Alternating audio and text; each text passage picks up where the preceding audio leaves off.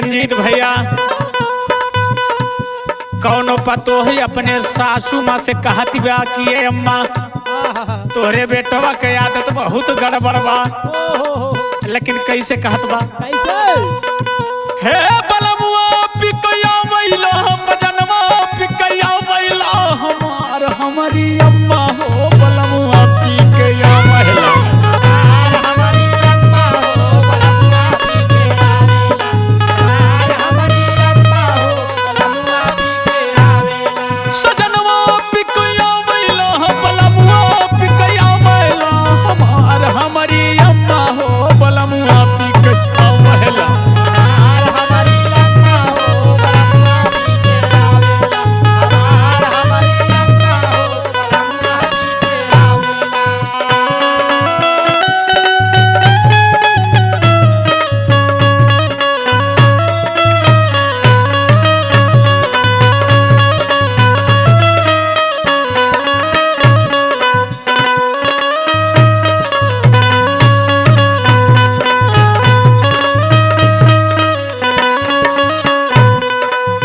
दारू पिए के सासू बन गई आदतिया, दारू पिए के सासू बन गई आदतिया, दारू पिए के सासू बन गई आदतिया। कितनो समझाई हमारा मानै नहीं बतिया, कितनो समझाई हमारा मानै नहीं बतिया, कितनो समझाई हमारा मानै नहीं बतिया। और इतना ना घरवा में या मई रोज, घरवा में या मई रोज झगड़ा मचावेला हमार हमारी अम्मा हो बलमुआ पिकैया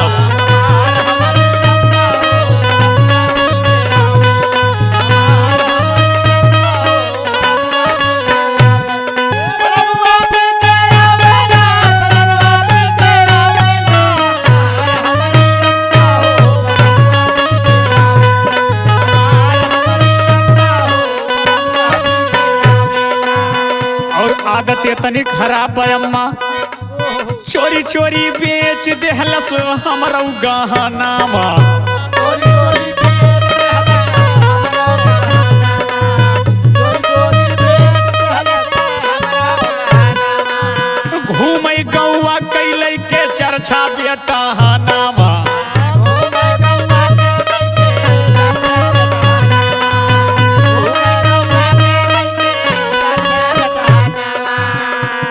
और का कहलन ये अम्मा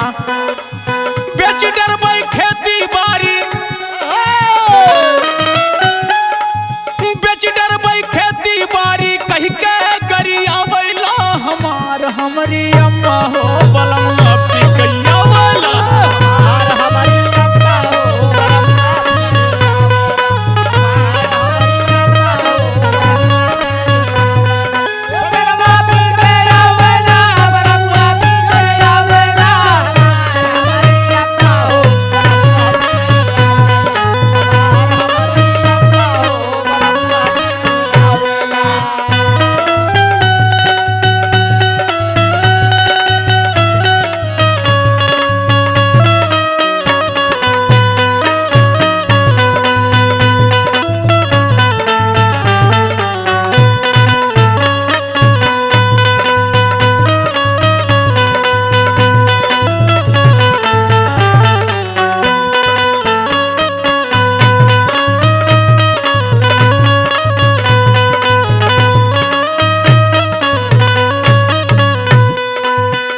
कहलस कि ये अम्मा का कहले भैया घरवा कई बेच देहलस अम्मा लोटा थरिया, घरवा के बेच देहले अम्मा लोटा थरिया,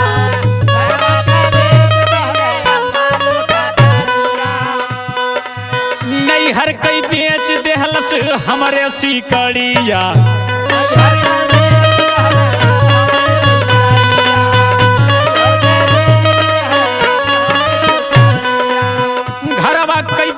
देहलस अम्मा लोटा थरिया, नैहर कई बेच देहलस हमरे सिकड़िया। मधुकर